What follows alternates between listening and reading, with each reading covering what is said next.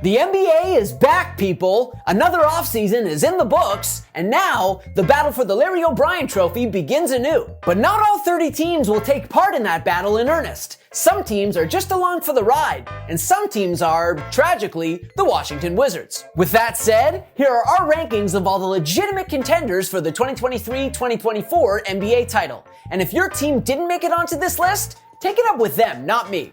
Sit back, relax, and take this in.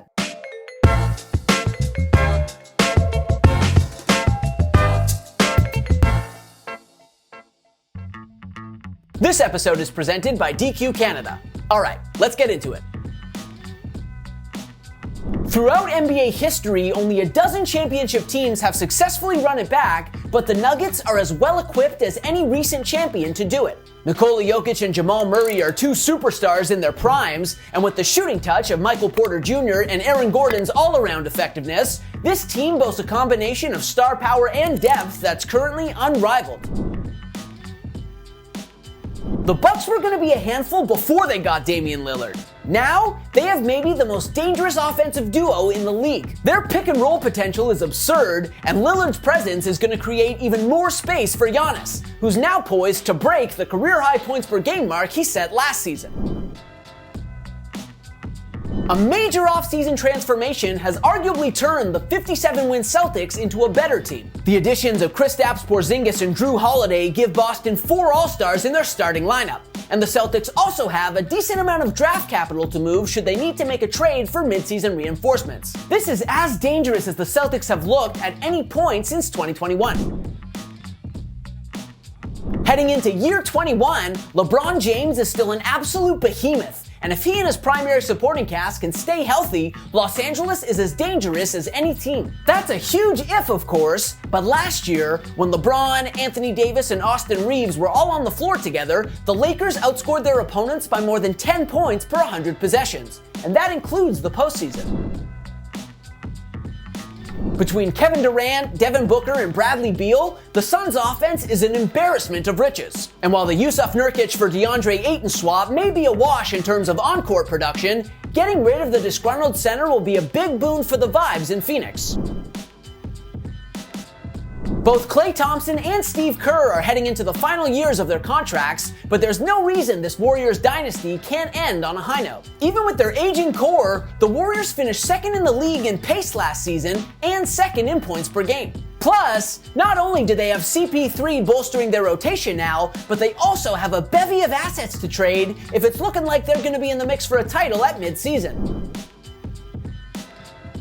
Memphis is going to be a nightmare for opposing offenses, with newcomer Marcus Smart giving the Grizzlies 2 Defensive Player of the Year winners in their starting lineup. And once Ja Morant is back from his 25-game suspension, look out. The Grizzlies are an extremely well-balanced team that ought not be overlooked, even with Steven Adams done for the year. Jaren Jackson Jr., Desmond Bane, and Luke Kennard all ranked in the 85th percentile or higher last season in net rating. The uncertainty surrounding James Harden is what caused the 76ers to fall this far on the list. But the 76ers still have the reigning MVP in Joel Embiid, and well, that counts for a lot. And the big man seems to be pretty enthused about the new offensive system under head coach Nick Nurse, who won't ask Embiid to run nearly as many ISOs as Doc Rivers did, and will instead try to better leverage the top-end shooting ability around Embiid. And it's worth pointing out too that Embiid was actually more effective with Tyrese Maxey on the floor with him last season than he was with Harden. And that brings us to our Take This In trivia question, presented by DQ Canada. When you crave happy, DQ delivers. Who leads the NBA in minutes played since the start of the 2018-2019 season? Mikal Bridges, DeMar DeRozan, Nikola Jokic, or Jason Tatum? This is how our YouTube community responded. And you guys mostly nailed it. It's Bridges, who has yet to miss a game since breaking into the NBA in 2018-2019 and has racked up a league-leading 12,624 minutes over that span. All right, back to the rankings. This defensive juggernaut finished second in the NBA in net rating last season, and there's reason to believe that their offense will be deeper and more dynamic this year. The Cavs added several perimeter threats to their core of Donovan Mitchell, Darius Garland, and Evan Mobley, and if Mobley in particular can take another step forward in his third NBA season, Cleveland could be the dark horse of the Eastern Conference. Look, the concerns about their health aren't going to go away until, well, maybe ever, but Kawhi Leonard and Paul George are still elite talents, even in their early 30s. As long as those two are on the court, the Clippers can compete with anyone.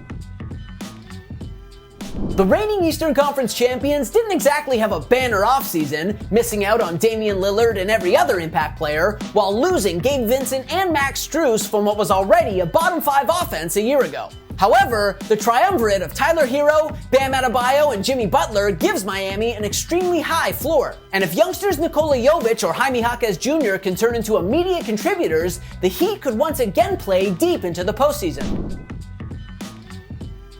The T-Wolves felt like less than the sum of their individual parts a year ago. But this team has one of the game's most exciting young stars in Anthony Edwards, the game's best interior defender in Rudy Gobert, and a 27-year-old perennial all-star in Karl Anthony Towns. Their starting lineup is low-key one of the game's strongest. Head coach Chris Finch just needs to find a way to optimize this group, because on paper, there's no reason they shouldn't be competing for a title.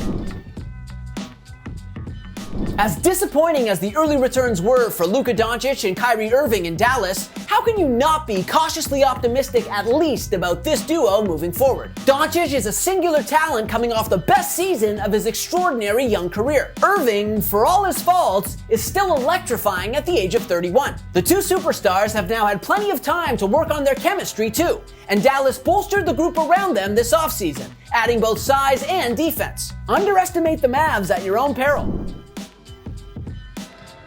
For his career, Zion Williamson has averaged almost 26 points, 7 rebounds, and 4 assists per game. And when he was on the floor last year with CJ McCollum and Brandon Ingram, the Pels were downright terrifying, outscoring their opponents by more than 16 points per 100 possessions. Stop me if you've heard this one before, but if Zion stays healthy, New Orleans is going to be a problem for the rest of the Western Conference. The long-suffering Kings rode the best offense in NBA history to the third best record in the West last year, snapping a 16-year playoff drought, and it feels like it's going to be a while before Sacramento misses the postseason again. De'Aaron Fox keeps getting better. Domantas Sabonis has only gotten more efficient in Sacramento, both as a scorer and as a rebounder. And not only do they have a stable of talented young role players, but they're extremely well coached too. The addition of Jalen Brunson last offseason took the long mediocre Knicks from unserious to intriguing, and they head into 2023-2024 looking more formidable than they have in years. Not only do Brunson, Julius Randle, and RJ Barrett form one of the more compelling trios in the East, but Josh Hart was a revelation after coming over from Portland late last season, while Quentin Grimes averaged almost 22 points per game over his last 9 contests. And that, my friends, brings us to the end of our list. And again, if your team didn't make it, better luck next year. So how did we do? Are we overrating LeBron and the Lakers? Are we too low on the 76ers? Should the Thunder have made the list? Let us know in the comments, and don't forget to smash that subscribe button. As always, we appreciate you. We'll see you next time.